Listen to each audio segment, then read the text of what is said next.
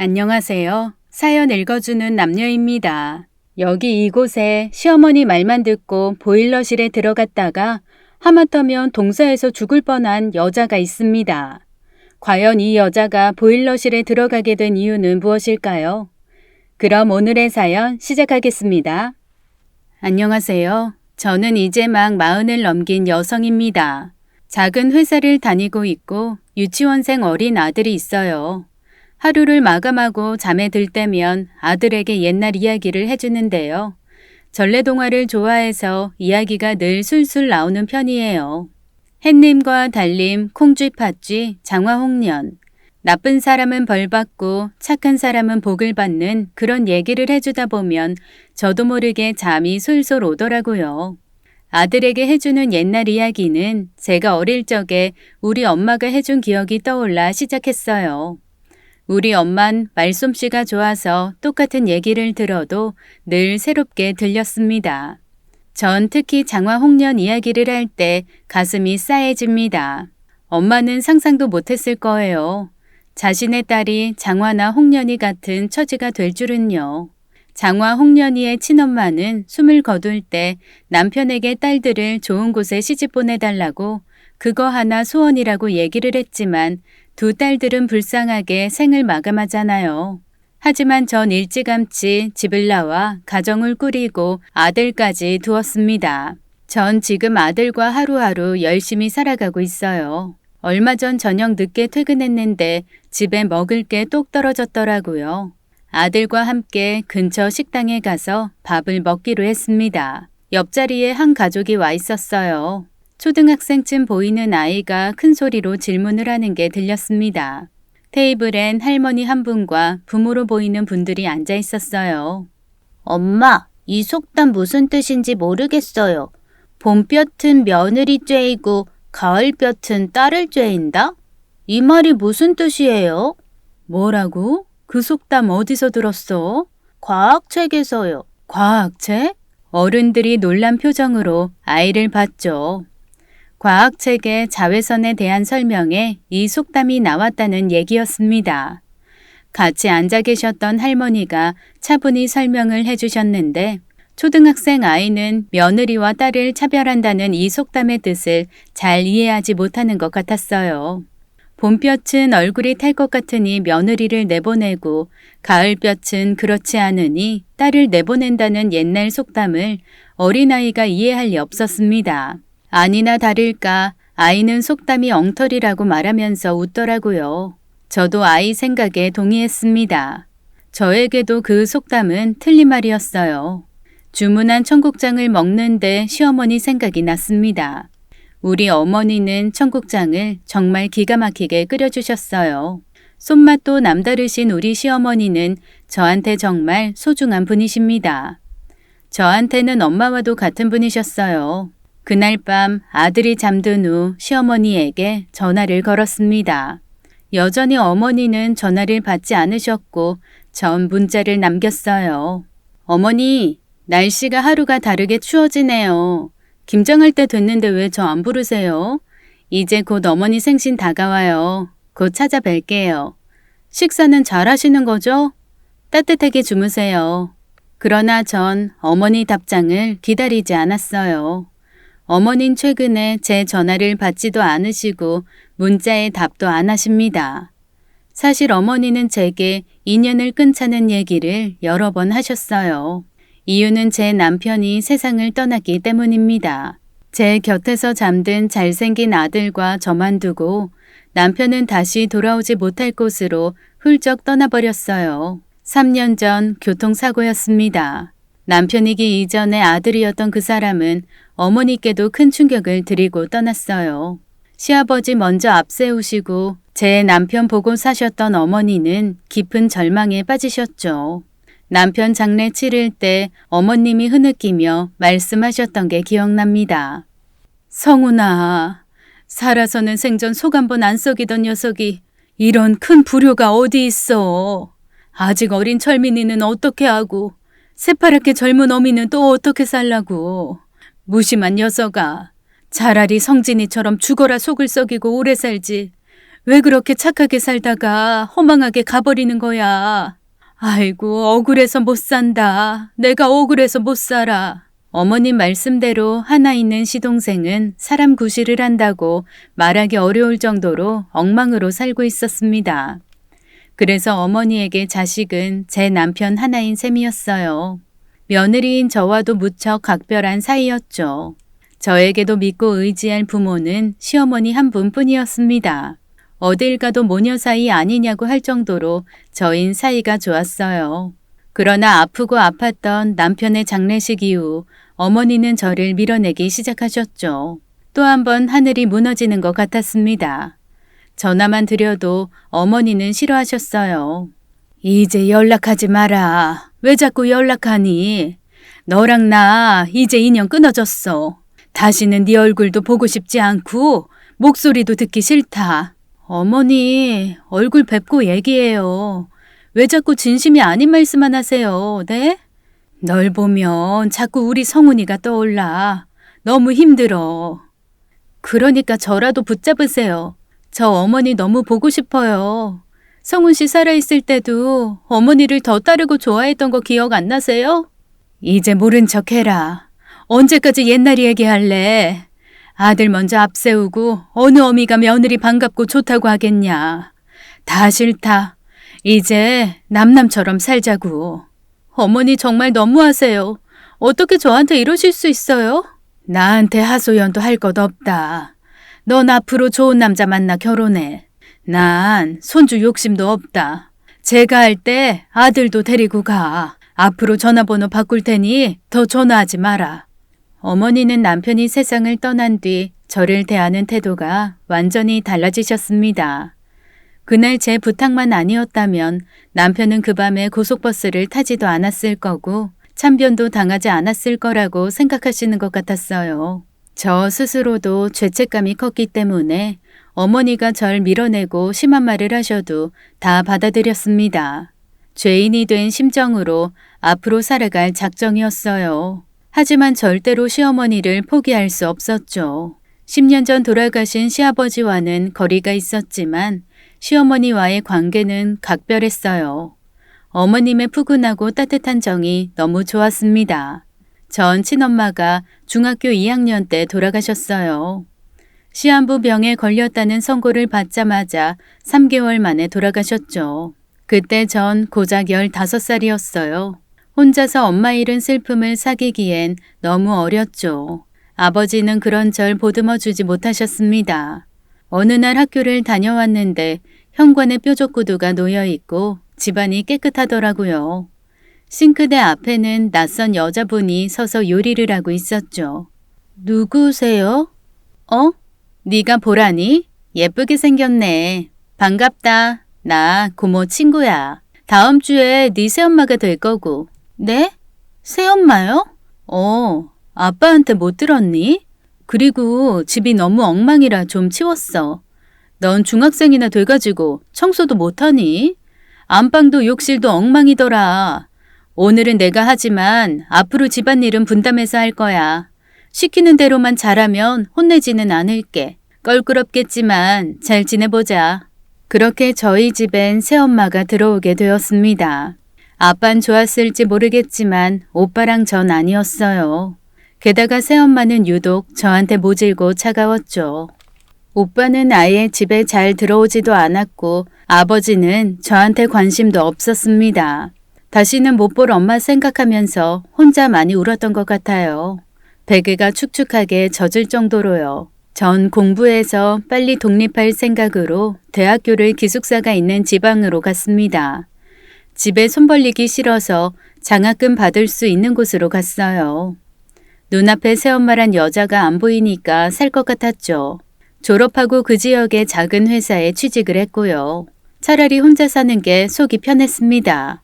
앞으로도 결혼 같은 건 안 하고 쭉 혼자 살 생각이었죠. 여름 휴가 때였어요. 휴가 첫날 지하철을 타고 시내 중심가로 영화를 보러 가던 날이었습니다. 저는 앉아서 책을 보고 있었는데 어떤 중년 어머님께서 저한테 뭘 물어보시더라고요.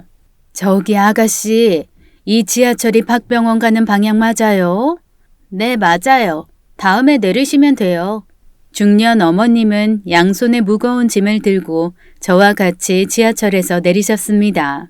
그런데 내리자마자 뭔가 잘못됐다는 걸 알았어요. 지하철을 반대로 타고 있던 거였어요. 평소 직장에 가던 습관대로 지하철에 몸을 실었는데 시내와는 반대 방향이었죠. 아주머니가 말씀하신 박병원도 중심가에 있었고요. 전 아차 싶어 아까 박병원 어디냐고 하셨던 그분을 찾았어요. 계단을 오르시고 계셨죠. 아주머니, 잠깐만요. 거기 아니에요. 제가 잘못 알려드렸어요. 그분은 저를 돌아보셨어요. 여기가 아니에요? 네, 박병원 있는 중심가는 반대 방향이에요. 2역도 아니고요. 반대 승강장에서 다시 타셔야 돼요. 그래요? 나도 애초에 타기를 잘못 탔네요. 알려줘서 고마워요. 뭘요? 잘못 알려드린 제 책임도 있죠. 무거워 보이는데 짐 하나 저 주세요. 저랑 같이 반대 방향으로 가세요. 괜찮아요. 이건 내가 들게요. 죽이 들어서 생각보다 무거워요. 저 보기보다 힘세요. 주세요.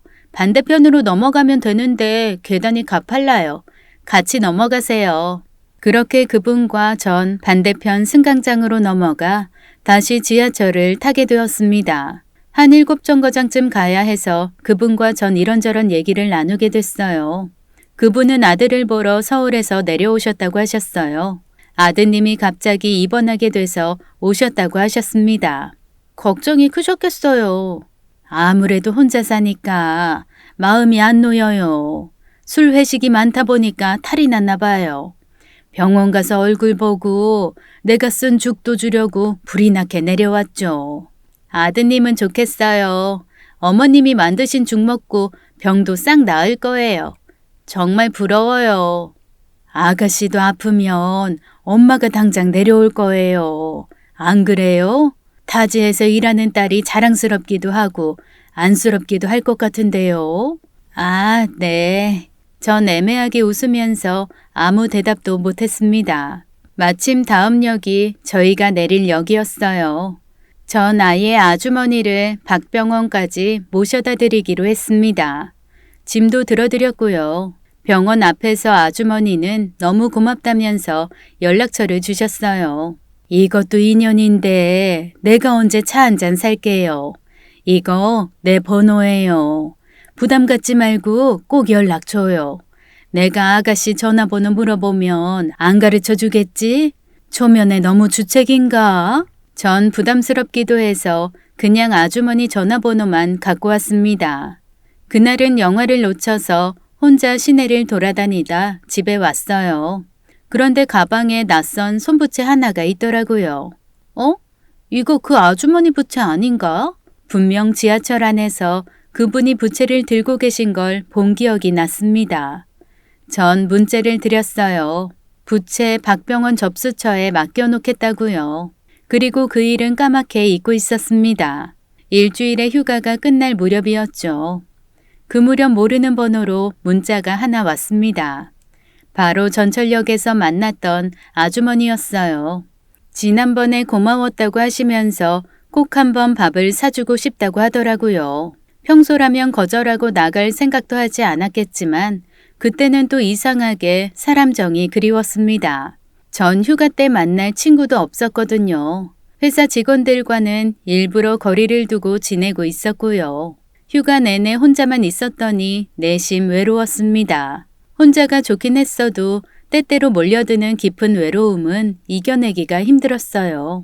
전 아주머니와 약속을 하고 알려주신 한정식 집으로 갔어요. 아주머니는 웬 청년과 함께 앉아 계셨죠. 딱 봐도 아주머니를 많이 닮아 보였습니다. 많이 놀랐어요? 미안해요. 우리 아들. 지난번 일 내가 얘기했더니 퇴원하고 꼭 밥을 사고 싶다고 하더라고요. 아, 네. 안녕하세요. 정보라입니다. 안녕하세요. 저 백성훈이라고 합니다. 알고 보니까 아주머니가 직접 마련한 선자리더라고요. 아들을 저한테 선보여주고 싶으셨던 것 같았습니다. 전 얼떨떨한 기분으로 식사를 하게 됐어요. 그 아드님은 동물병원을 하고 계시더라고요. 그 지역 대학에서 수의학과를 나와 선배와 개원을 했다고 들었습니다. 이상하게 아주머니와 그 남자분은 처음부터 편했던 것 같아요. 제가 그렇게 사교적인 성격이 아닌데 음식도 잘 먹고 얘기도 많이 나눴어요. 그리고 차를 마실 때였어요. 성훈이 밑으로 아들 하나가 더 있는데 걘 성훈이랑 많이 달라요. 둘이 형제인데도 성격이 얼마나 다른지 나도 놀랄 정도라니까요. 보라 씨는 오빠가 있다고 했죠? 네. 그런데 지금은 연락도 잘 안 돼요. 아니 왜요? 늦게 군대라도 갔어요? 아니요. 집을 나간 거나 마찬가지예요. 제가 어렸을 때 새어머니가 들어오셨는데 저와 오빠랑은 사이가 좋지 못했거든요. 전 대학을 기숙사로 나와서 괜찮았는데 오빤 제가 괜한 말을 했나 봐요. 아주머니와 그 아드님은 제 이야기를 진지하게 들어주셨어요.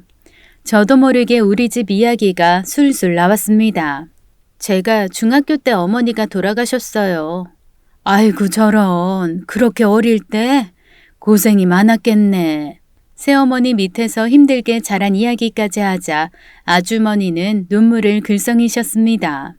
나도 일찍 부모님과 헤어져서 그 심정 잘 알아요. 얼마나 힘들고 외로웠을까. 나중에는 다 포기하게 되더라고요. 그래서 대학도 지방에 기숙사 있는 곳으로 왔어요. 저 여기서 학교 졸업하고 취업도 했고요. 장하네요. 고마워요. 이렇게 잘 커줘서. 하늘에서 엄마가 얼마나 좋아하실까요? 그분 입에서 우리 엄마 이야기가 나오자 갑자기 폭포수 같은 눈물이 쏟아졌어요. 맞은편에 앉아있던 아드님이 티슈를 챙겨주시더라고요. 저는 창피할 정도로 실컷 울어버렸습니다. 식사를 마치고 나오는 길 허탈했어요. 쓸데없는 말을 했다고 후회도 됐고요. 전 이 길로 아주머니와 아드님과의 만남은 끝일 줄 알았습니다. 그러나 그날 이후 수의사인 그 아드님한테 꾸준히 연락이 왔어요. 저는 그분과 데이트를 하게 되었고 세 번째 만남에서 프로포즈를 받게 됐죠. 꿈에도 생각하지 못했어요. 왜 사람들이 그러잖아요. 결혼할 사람은 첫눈에 알아본다고요. 제가 그 경험을 할 줄은 몰랐네요. 보라 씨 처음 본 날 심장이 터지는 줄 알았어요. 첫눈에 반한다는 게 이런 건가? 지금도 믿기지가 않아요. 저 그날 엄청 울고 막 하소연하고 그런 기억밖에 없는데 좀 창피하네요. 안 그래도 보라 씨랑 헤어지고 많이 속상했어요. 사람이 정으로 살아야지 상처로 살면 못 써요. 어머니도 저랑 같은 마음이시고요. 보라 씨랑 자주 만나라고 하시고 가셨어요. 어머니가요? 근데 어머니도 보라 씨가 처음부터 좋으셨대요. 지하철 잘못 탄 날도 병원에 오셔서 보라 씨 얘기만 하실 정도였다니까요. 사실 전 두 분 다시는 못 볼 줄 알았어요. 보라 씨, 괜찮다면 우리 진지하게 사귀어 보는 거 어때요? 그렇게 성훈 씨는 저의 첫사랑이 되었고 결국 결혼까지 하게 되었습니다. 인연이 그렇게 이어지더라고요. 이불이며 집안 살림 다 어머니랑 같이 다니면서 골랐어요. 같이 다니면 영락 없는 친정엄마와 딸인 줄 알더라고요. 새엄마가 이유 없이 제 결혼을 반대하셨지만 어머님께서 강하게 밀어붙이셨어요. 성훈 씨도 저한테 믿음을 줬고요. 이제 막 취직하네. 결혼하는 거 솔직히 좀 그래요. 보라 아빠도 당뇨에 혈압에 일도 못 나가고 있고요. 보라가 일해서 보내주는 생활비로 근근히 살고 있는데 갑자기 결혼한다고 하니 솔직히 저희는 달갑지 않네요. 애들 결혼 뭐가 그렇게 급합니까? 2, 3년 정도 더 만나다가 결혼해도 되죠. 2, 3년 있다 할 거 미리 하면 좋지 않을까요? 우리 성훈이 나이도 있고요. 저희는 준비가 다 됐습니다. 혼수도 크게 필요 없어요. 보라 몸만 들어오면 됩니다. 막상 겪어보면 며느리 아니다 싶으실 수도 있어요. 보라 뭘 보고 그렇게 마음에 들어 하세요? 아드님 소위 스펙도 좋은데 더 좋은 혼처 찾아보시죠. 보라가 어때서요? 착하고 바르고 딱 보면 압니다. 애들이 식장까지 다 알아보고 왔더라고요. 전 반대할 생각이 없어요. 그리고 보라가 결혼한 이후에도 직장 생활 하겠다고 하던데요. 뭘 그리 걱정하십니까? 저희 집은 보라 대환영입니다, 어머니. 아버님 어머니께서 허락해 주시면 저희 곧 식 올릴게요. 허락해 주세요. 우리 보라는 아직 창창한 나이인데 결혼이 뭐가 그렇게 급하다고. 알았어요. 알았는데 결혼하고서도 보라가 친정에 하는 경제적 지원은 끊지 않았으면 합니다. 그건 보라와 제가 진지하게 이야기해 볼게요. 상견례 아닌 상견례를 했던 날 어머님은 이렇게 말씀하셨어요. 보라야, 새어머니 몇 마디 나눠보니 성품을 알겠더라. 하나도 걱정할 거 없어. 둘이 행복하게 결혼해. 우리 집엔 혼수니 뭐니 하나도 해올 것 없다. 알지? 어머니, 그래도 어떻게 그래요. 저 나름대로 최선을 다해볼게요. 보라야, 나도 어머니랑 같은 생각이야. 우리 결혼해서 잘 사는 모습 보여드리는 게 혼수지. 이 처갓집에 용돈 보내드리는 건 너 하고 싶은 대로 해. 혹시라도 내 눈치 보지 말고. 남편이 된 성훈 씨는 외모나 성품이 다 어머니를 닮았더라고요. 전 행복하고 포근한 신혼생활 끝에 아들을 낳게 되었고 어머님과 제 사이도 더욱 가까워졌어요. 저희는 신기하게도 입맛도 식성도 비슷했습니다. 시중에 가면 꼭 여름에는 콩국수를 사 먹었고 겨울에는 수제비집을 그냥 지나치지 못했어요.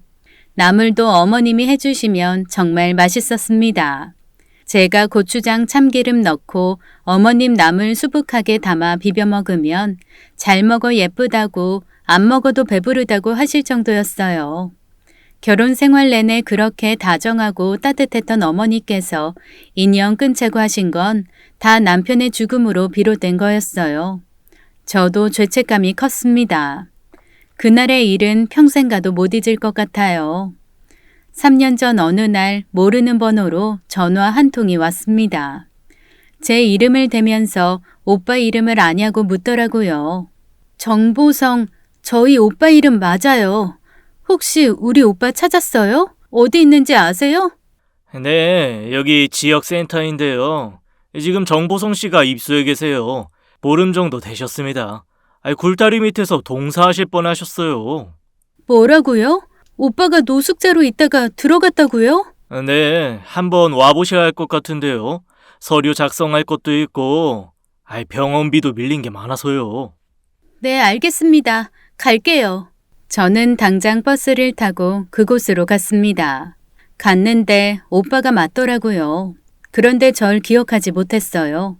센터에 오빠가 계속 머물러야 해서 준비해야 할 것들이 많았습니다. 이 상황이 너무 기막히고 힘들어서 남편에게 연락해서 하소연을 했습니다. 하지만 혼자 다 해결해 볼 생각이었어요. 그날 밤 저에게 연락도 하지 않고 버스를 타고 오던 남편은 교통사고를 당했고 그 자리에서 숨졌다는 소식을 듣게 됐습니다. 누가, 뭐가 어떻게 돼요? 전화 잘못 거신 거 아니에요? 제 남편은 서울에 아들이랑 같이 자고 있을 텐데요. 급한 마음에 어머님께 전화를 드려보니 남편이 철민이 맡겨놓고 저한테 갔다고 하시더라고요. 전 그 자리에서 쓰러지고 말았습니다. 장례식장에서 전 넋을 잃고 남편의 영정사진만 바라보았어요. 어머니는 저를 안고 흐느껴 우셨죠. 그때는 저를 탓하시지도 않고 저와 아빠 잃은 철민이를 애달아 하셨습니다. 그런데 장례식 이후 어머님이 달라지기 시작했어요. 아들 없으니 이제 모른 척하고 살자고 하시면서 절 볼 때마다 아들 생각나 괴롭다고 연락하지 말라고 하셨습니다. 정말로 전화번호도 바꾸셨어요. 어머니 심정도 이해가 가지만 전 정말 그러고 싶지 않았습니다. 어쩌면 남편보다 시어머니께 든 정이 더 깊었을지도 몰라요. 또 아빠 없이 혼자 세상에 남은 아들 철민이가 너무 가여웠어요. 철민이는 할머니를 정말 좋아했습니다. 엄마, 근데 할머니 왜 안 놀러와? 할머니 보고 싶어. 전화하면 안 받아? 할머니 화나셨어? 할머니가 요즘 많이 바쁘시대. 그래서 조금 있다가 전화도 하고 철민이 보러도 오신댔어. 할머니 많이 보고 싶어? 사진이라도 볼래? 엄마, 나 아빠도 보고 싶고 할머니도 보고 싶어. 우리 일요일에 놀이동산 가자. 혜빈이도 지난주에 갔다 왔대. 나도 가고 싶어. 일단 엄마랑 둘이 다녀오자. 그러면 되잖아. 상황이 되면 할머니랑도 같이 가고. 애가 창밖만 바라봐도 가슴이 덜컥 내려앉았습니다. 철민이는 아빠가 먼 나라에 일하러 간 줄 알았어요. 영원히 돌아오지 못할 아빠를 기다리는 건 아닌가, 집에 찾아오지 않는 할머니를 그리워하는 건 아닌가, 가슴이 찢어질 듯 아파왔죠. 그러던 와중에 달력을 보니까 어머님 생신날이 다가오더라고요. 벌써 시간이 이렇게 됐구나. 항상 김장하고 나서 어머님 생신이었는데 올해는 김장하러 오란 말씀도 안 하시네. 어떻게 하면 어머님 마음을 돌릴 수 있을까? 속상해도 기운 차려서 어머님 생신상만큼은 내가 챙겨드려야지. 제가 갈 때마다 문도 안 열어주시고 냉대하시지만 문틈으로 보는 어머님은 얼굴이 많이 상해 있었어요. 살도 빠지시고 초췌해 보이셨죠. 마음고생이 심하기 때문일 거라 생각했습니다. 미역국이랑 소갈비찜을 꼭 해드리고 싶었어요. 어머님은 제가 만든 이 두 가지를 특히 좋아하셨거든요. 생신 당일 대문을 두드렸는데 역시 저는 문전박대를 당했어요. 어머님 말씀 하나하나가 가슴에 비수가 되어 날아왔습니다. 그렇게 오지 말라는데 왜 꾸역꾸역 여길 찾아와. 네 전화 안 받겠다고 전화번호도 바꿨는데 이제는 연락도 없이 내 집에 밀고 들어오는구나. 싫다는데 왜 찾아왔어? 어머니 고정하세요. 오늘 어머니 생신이시잖아요. 저 미역국에 갈비찜만 해놓고 갈게요. 어머니 제가 끓여드린 미역국 좋아하시잖아요. 필요 없다니까 왜 내 말을 안 들어? 널 보면 성훈이 생각이 나서 내 가슴이 찢어져. 속이 문드러진다니까. 너랑 맺어주지만 않았어도 성훈이 그렇게 가지 않았을 텐데 성훈이랑 널 만나게 한 거 나 분하고 원통하고 억울해 죽겠다. 너는 왜 내 말을 안 듣고 그렇게 고집을 부리니? 꼴도 보기 싫어. 가라고 당장. 어머님은 크게 역정을 내셨고 저는 골목에 쭈그려 앉아서 눈물을 흘렸습니다. 그냥 갈까도 생각해봤지만 그렇게 하고 싶지 않았어요. 어머님이 외출하시면 몰래 들어가 음식을 준비할 생각이었죠. 저한텐 여전히 어머님 집 대문키도 있었고 도어락 비밀번호도 알고 있었습니다. 몰래 숨어서 보니까 어머님이 곧 사우나를 가시는 것 같았어요. 목욕 바구니를 들고 나가시는 모습을 보고 저는 몰래 집에 들어갔죠. 급하게 미역을 불려놓고 소갈비 핏물을 빼려고 준비를 하는데 저도 모르게 눈물이 흘렀어요. 이렇게 된 상황이 너무 슬프고 서럽더라고요. 늘 넉넉하게 웃던 성훈 씨가 너무 그리웠습니다. 철민 아빠, 왜 먼저 가서 어머님이랑 나 이렇게 힘들게 해요? 정말 이래도 되는 거예요? 내 말 듣고 있다면 소원 하나만 들어줘요. 어머님 마음 좀 돌려줘요. 나 안 보겠다는 어머님 결심 바뀌게 해줘요. 나 너무 힘들어요. 어머님이 거실에 두신 가족사진 속에는 철민 아빠가 활짝 웃고 있었어요. 평생 지켜주겠다더니 이런 거짓말쟁이가 없었습니다. 저는 눈물로 남편에게 편지를 쓰면서도 정성스럽게 음식을 준비했어요. 어머님이 이거라도 드시고 다시 건강해지셨으면 했습니다. 아까 본 어머님 얼굴은 너무 야위어 있었어요. 그런데 문소리가 들렸습니다. 목욕탕을 가신 줄 알았던 어머님이 다시 들어오시더라고요. 어머니, 사우나 가시는 거 아니었어요? 생전 문 닫는 걸 못 봤는데 사우나가 문을 닫았다. 그런데 네가 무슨 상관이니? 분명히 가라고 했는데 왜 여기에 들어와 있어? 도둑고양이처럼. 어머니, 미역 불리고 핏물 다 빼놨어요. 저 이거 2가지만 해놓고 갈게요. 저 손 빨라서 금방 하는 거 아시잖아요. 넌 정말 말을 안 듣는구나. 하지 말아라. 그 음식 안 먹고 버릴 거야. 그냥 가. 어머니 정말 왜 이러세요? 저 너무 속상해요. 저한테 이러지 마세요, 어머니. 전처럼 가깝게 지내자고 안 할게요. 그냥 할도리만 하게 해주세요. 집에 얼씬도 하지 말랬더니 넌 참말을 안 듣는구나. 지금이라도 당장 가. 음식 할 필요 없어. 그때 벨이 울렸습니다. 누구세요? 시어머니는 인터폰을 보시더니 귀신이라도 본 것처럼 크게 당황해 하셨어요. 그리고는 음식하던 저를 갑자기 어디론가 끌고 가셨습니다. 그때처럼 어머니가 제 팔을 세게 잡았던 적이 없었던 것 같아요. 어머니, 누가 왔는데요? 갑자기 왜 이러세요? 그러나 어머니는 당황한 표정만 지으실 뿐 대답이 없으셨어요. 시어머니 집은 단독주택이었습니다. 부엌에 있는 쪽문을 나가면 보일러실이 따로 있었어요. 황급히 보일러실 문을 여시더니 그 좁은 공간에 저를 막 밀어 넣으시더라고요.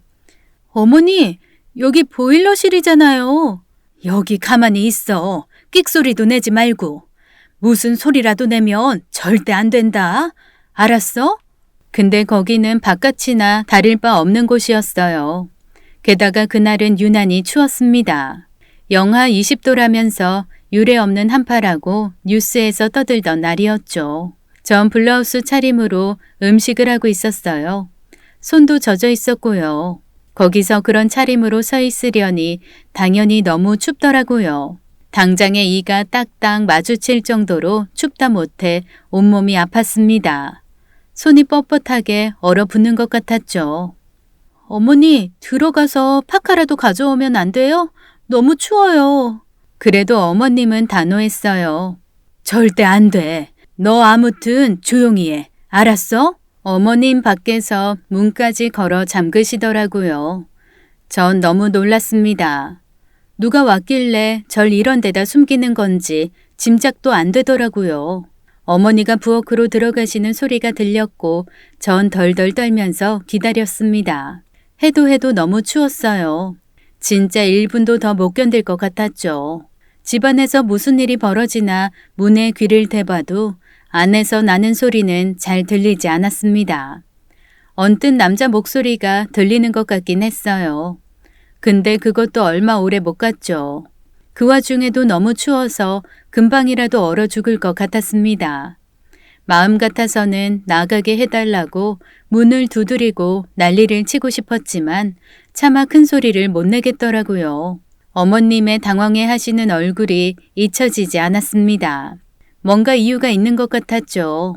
끽소리도 말고 있으라고 하셨던 걸 보면 제 존재를 어떻게든 숨기고 싶었던 게 분명해 보였습니다. 전 추위를 참기로 했어요. 그러나 애초에 견딜 수 있는 추위가 아니었습니다. 눈이 쌓인 산을 오르는 사람들이 조난당할 때의 얘기가 떠올랐어요.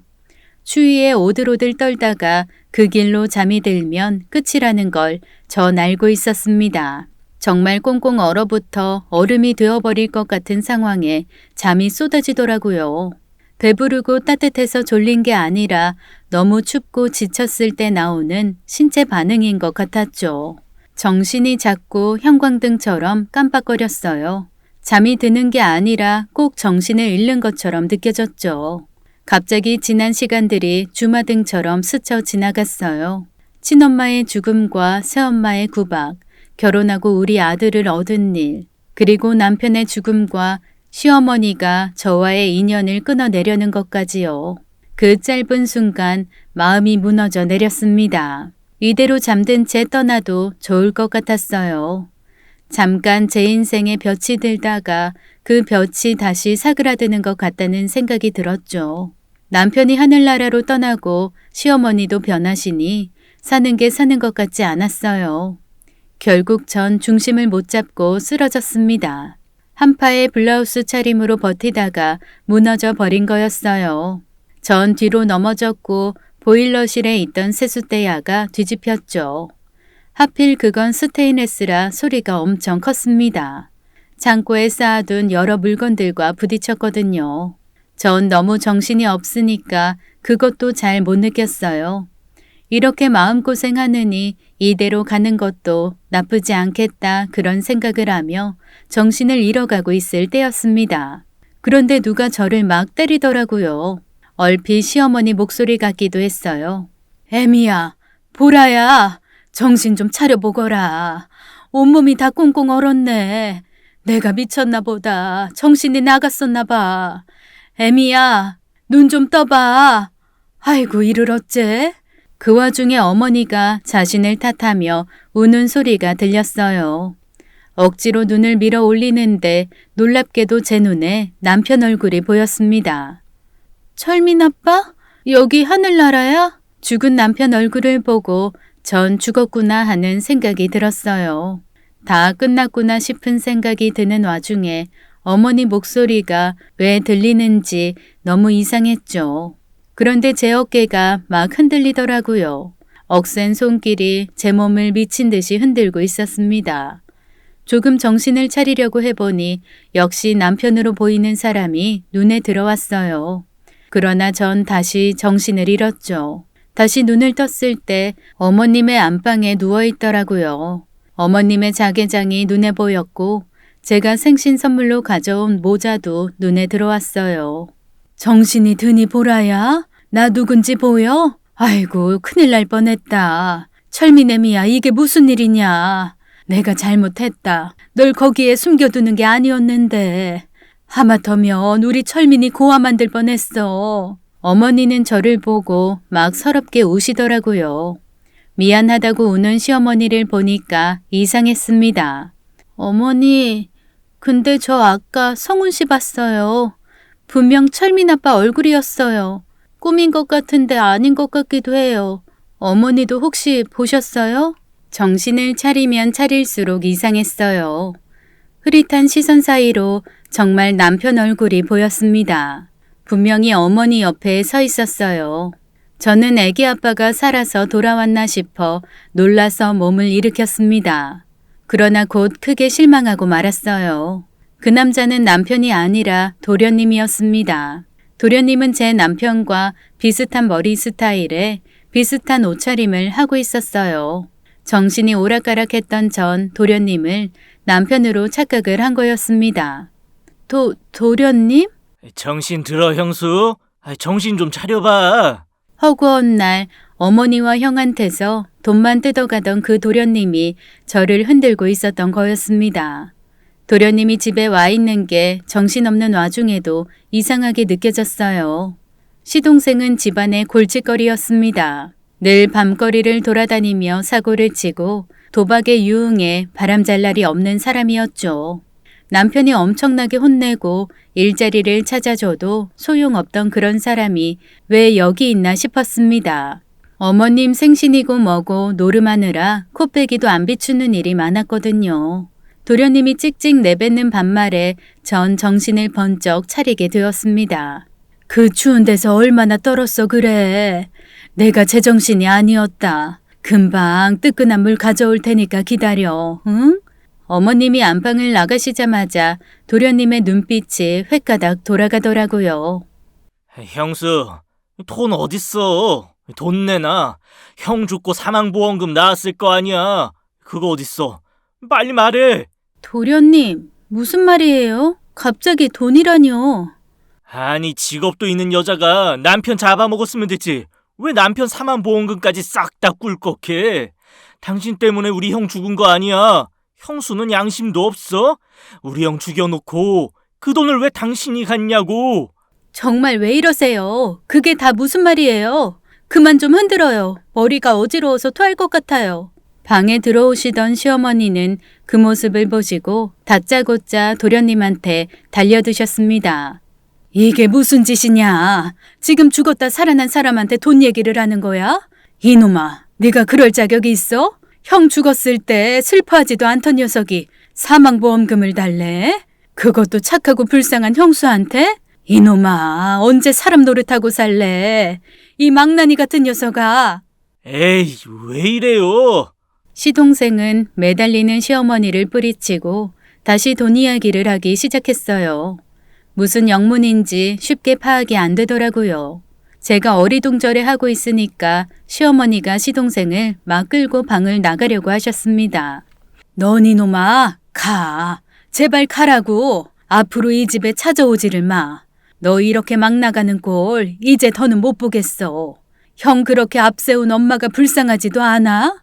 네 형수 어린 거 키운다고 아등바등 가여워 죽겠어. 죽지 못해 살아보겠다는 사람한테 왜 이래? 형수 괴롭히지 말고 네 발로 나가 이 녀석아. 그런데 어머님이 힘이 안 되시니 도련님을 쫓아내기에는 어려우셨던 것 같았습니다. 이거 놓으라고요. 왜 사람을 잡아 끌어 기분 나쁘게. 시동생은 어머님을 있는 힘껏 뿌리쳤고 어머님은 마룻바닥에 미끄러지듯 넘어지셨습니다. 쓰러져 쉽게 일어나지 못하시는 모습에 제 눈엔 불꽃이 튀었죠. 어디서 그런 힘이 나왔는지 전 벌떡 일어나서 도련님을 잡았어요. 어머니한테 이게 무슨 짓이에요? 도대체 왜 이래요? 여태 말했잖아. 형 사망보험금 내놔. 나 형수한테 용건 없고 그 돈만 필요해. 당신은 재혼할 거잖아. 아니야? 빨리 그 돈 토해내. 왜? 혼자 꿀꺽하려고 해? 남편 죽으니 좋디? 큰 돈 만져서 좋았어?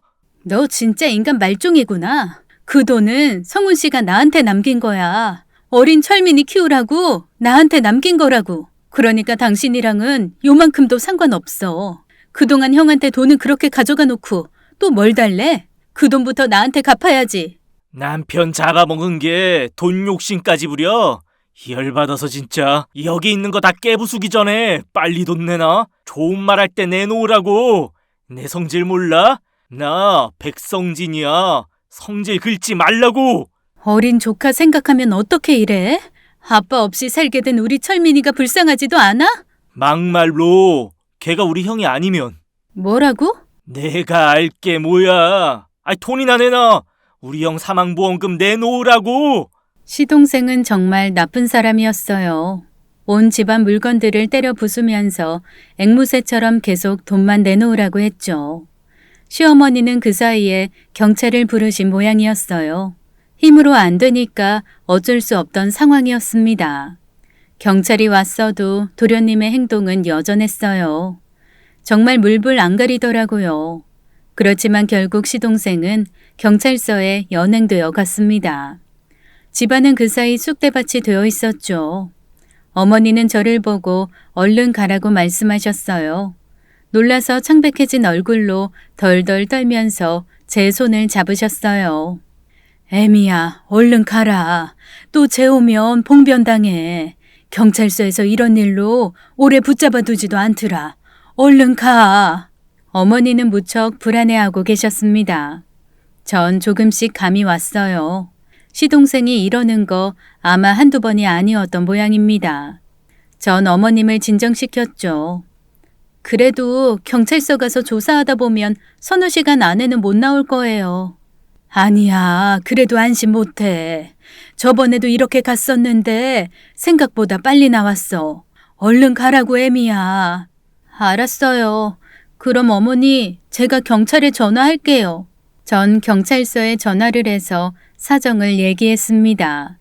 이번 일 처음이 아니고 시동생 나올까봐 시어머님이 너무 무서워하신다고요. 우리 집에 못 오게 조치를 취해달라고 했죠. 경찰은 알았다고는 했지만 조사가 끝나면 붙잡아둘 이유가 없다고 했습니다. 어머님은 제가 통화를 하고서도 불안해하시고 좀처럼 진정을 못하셨죠. 전 어쩔 수 없이 어머님을 우리 집으로 모시고 갔어요. 무슨 일인지도 들어야 했습니다. 전 어머님이 안정되시길 기다린 다음에 조용히 여쭤봤어요. 어머니, 그동안 무슨 일이 있었어요? 혹시 도련님 때문에 저 집에 못 오게 하신 거예요? 솔직히 말씀해보세요. 이렇게 된 이상 더 감추려고 하지 마시고요. 결국 시어머니가 입을 여셨습니다. 자식 망나니로 사는 게 뭐가 자랑이야. 속이 문드러지고 속상하기도 하고 너 괜히 걱정시키고 싶지 않아서 그동안은 말을 안 했다. 성진이 저 녀석 형 그렇게 되고 장례식 끝나기가 무섭게 누구한테 무슨 말을 들었는지 사망보험금이라는 걸 계속 찾고 있었어. 그러면서 너 이사한 집 주소 알려달라더라. 장례식 끝나자마자요? 절대로 안 알려주겠다고 하니까 애가 험악해져서 경찰도 여러 번 불렀어. 폭력도 쓰고 못 볼 걸 많이 봤다. 어머님을 때렸어요? 진짜 어떻게 혼자 견디셨어요? 엄마도 때리는 망나니 너한테 더 심하게 할 것 같아서 눈앞이 캄캄했어. 너랑 성진이가 마주칠까봐 얼마나 조마조마했는지 몰라. 난 죽어도 너 사는 곳 안 알려줄 생각이었지만 네가 이렇게 자주 우리 집에 오면 언젠가는 걔 눈에 띌 거 아니야. 그래서 너한테 오지 말라고 했고 인연 끊자고 한 거다. 일부러 너한테 모질게 굴었던 거였어. 어머니, 왜 진작 말씀 안 하셨어요? 전 그것도 모르고 얼마나 마음 아프고 힘들었는데요. 철민이도 할머니 보고 싶다고 언제 오시냐고 많이 울었고요. 면목이 없구나. 자식 잘못 키워서 너랑 철민이까지 힘들게 하고 성훈이 저 세상 보낸 것도 힘들 텐데 시동생이란 놈이 돈 뺏겠다고 행패 부리는 거 보여주기 끔찍했다. 용서해다오. 그렇지만 보라야, 잘 생각해봐. 정말 우리 인연을 끊는 게 좋겠어. 앞으로 성진이 계속 그럴 거야. 너 어떻게든 찾아서 돈 달라고 행패 부릴 거라고. 아니요, 그럴 수 없어요. 저한테 이제 어머니밖에 없어요. 철민이를 생각해서라도 그럴 수 없어요. 애비가 남긴 보험금, 그 돈으로 철민이 잘 키우려면 나랑 인연 끊는 게 답이야. 안 그럼 계속 시동생한테 이렇게 괴롭힘 당하면서 살래? 제 돈에 미쳐서 환장한 애야. 그 돈 손에 넣으려고 별짓을 다 할래라고. 어머니는 끝내 울기 시작하셨습니다. 그동안 얼마나 시달리셨을지 안 봐도 뻔했습니다. 며느리와 손주 지키겠다고 폐륜아들의 행패를 어머님이 다 참고 계셨다고 생각하니 너무너무 화가 났어요. 그 와중에도 저한테 모질게 하시느라 아마 더 힘드셨을 거예요. 거짓말도 잘 못하시는 분이 어떻게 그런 연기를 하셨는지 믿을 수가 없었습니다. 전 어머니 얘기를 듣고 너무 속상해서 한참 동안 말을 못했어요. 어머니, 저한테 말씀을 하셨어야죠. 왜 혼자 다 감당하려고 하신 거예요? 그러다 어머니 병이라도 들어 돌아가시면 저랑 철민이는 어떻게 해요? 인연 끊자는 말도 다시는 하지 마세요. 보라야, 우리 착한 며느리 미안하다. 정말 미안해. 성훈아, 이 녀석아, 할 일도 많은 녀석이 왜 그렇게 일찍 갔어? 아이고, 불쌍한 내 며느리, 가여운 내 아들. 하늘도 무심하시지. 데려가려면 날 데려갔어야지. 왜 생떼 같은 내 새끼를 데려가. 저와 어머니는 같이 펑펑 울었습니다. 그렇게 한바탕 울고 나니 용기가 생기는 것 같았습니다. 뭐라도 하지 않으면 안 될 것 같았어요. 성진 도련님은 생각할수록 정말 악질이었죠. 이렇게 마음씨 좋은 우리 어머니 방치할 수 없었어요. 그건 남편도 원하지 않을 거라고 생각이 들더라고요. 전 시어머니를 붙잡고 설명했습니다. 어머니, 도련님 우리한테 못 오게 하는 방법 있으니까 걱정 마세요. 법으로 처리하면 돼요. 제가 제대로 한번 알아볼게요. 그런 게 있어? 난 성진이만 생각하면 심장부터 떨려서 뭘 해야 될지도 모르겠다. 아들이 엄마 집에 오는 걸 무슨 수로 막아. 세상에 그런 법이 어디 있겠어. 아니에요, 어머니. 저도 접근 금지라는 걸 들어본 적이 있는데 지금 상황에 맞을 것 같기도 해요. 제가 한번 지인한테 물어볼게요. 전 대학 동아리 후배였던 법대생 동민이를 떠올렸습니다. 어머니가 있는 자리에서 동민이한테 전화를 걸었어요. 그리고 접근 금지 명령에 대해서 설명을 해달라고 했죠. 동민아, 잘 있었어? 있지. 어머님 지인분한테 불미스러운 일이 생겨서 그런데 접근 금지 명령에 대해서 설명 좀 해줄 수 있어? 지금 곁에 시어머니도 계셔. 같이 들을게. 전 우리가 당한 일이 시어머니 지인이 당한 일처럼 꾸며서 동민이에게 얘기해줬어요. 어머님 체면을 생각해서요. 동민이는 아는 대로 자세하게 접근 금지 명령에 대해서 설명해 주더라고요. 어떤 사람이 앙심을 품고 더 큰 위협을 가할 우려가 있으면 상대한테 접근 금지 명령 신청을 할 수 있다고 했습니다. 법원에 그 행패를 부린 사람이 접근하지 못하게 임시 처분을 내려달라고 요청하는 거라고 하더라고요. 직장이나 사는 집에서도 100m 이내로 접근하는 게 금지된다는 얘기에 귀가 번쩍 뜨였습니다. 어떻게 협박이나 폭행을 당했는지 그 영상도 있어야 하고 메시지나 진단서가 있으면 더 좋고요. 만약에 이걸 어기게 되면 어떻게 되는 거야? 동민이 말로는 접근 금지를 어기게 되면 1,000만 원 이하 과태료부터 징역까지도 선고받을 수 있다고 하더라고요. 현행범으로 체포될 수도 있고요.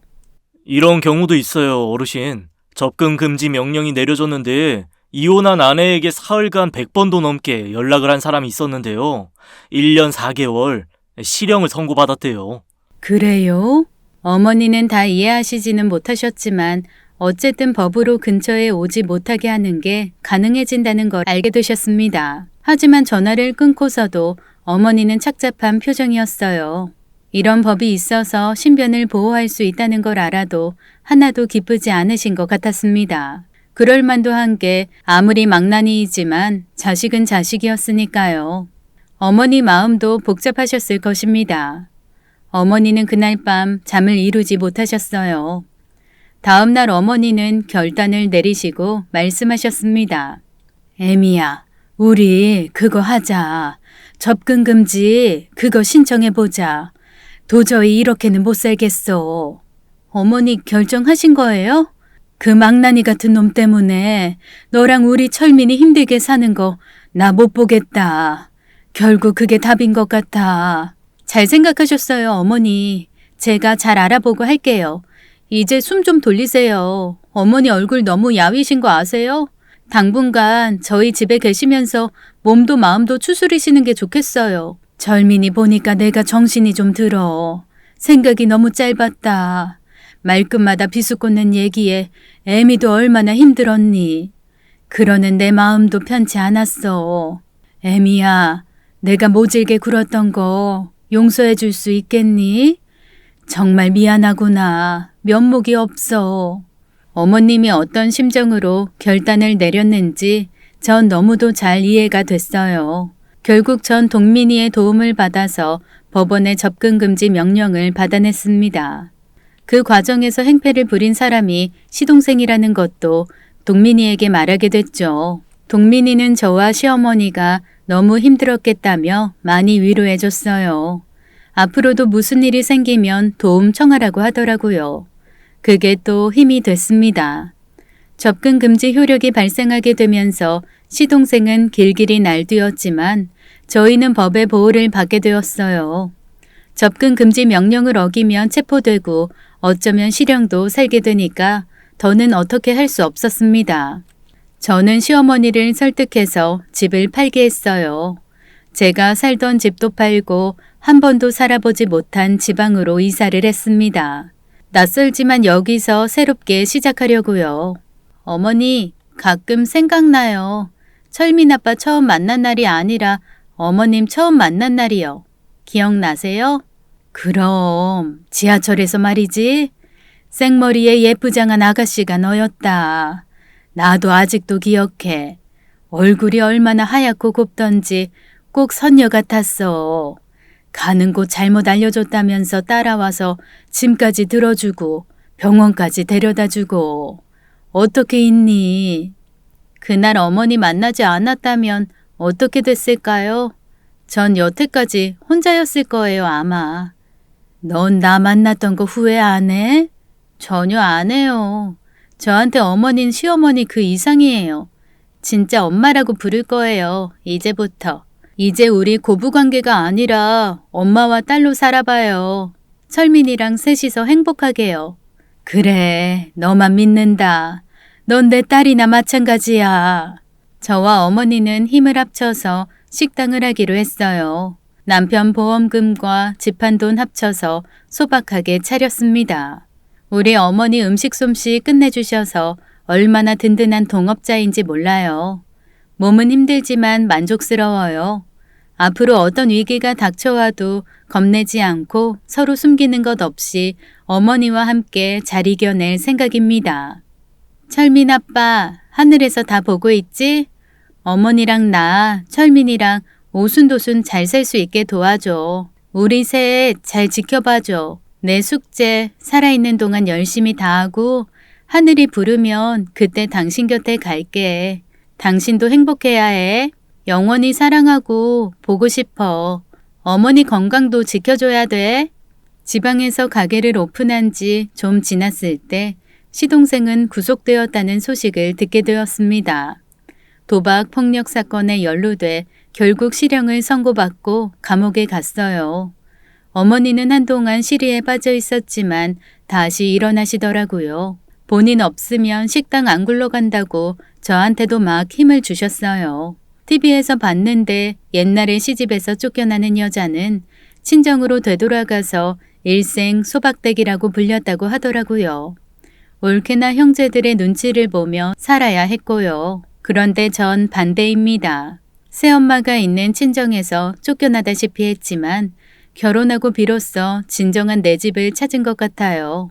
아버지는 돌아가셨고 새엄마와는 연락이 끊어진 지 오래됐어요. 오빠는 자립해서 다른 지역에서 혼자 살고 있고요. 즐거운 곳에서는 날 오라 하여도 내 쉴 곳은 작은 집, 내 집뿐이리. 제 심정이 딱 그렇습니다. 제게는 즐거운 곳도 쉴 곳도 행복한 곳도 어머님과 철민이가 있는 제 작은 집이에요. 앞으로 작은 일에도 감사하며 열심히 살아보려고 합니다. 제 사연은 여기까지입니다.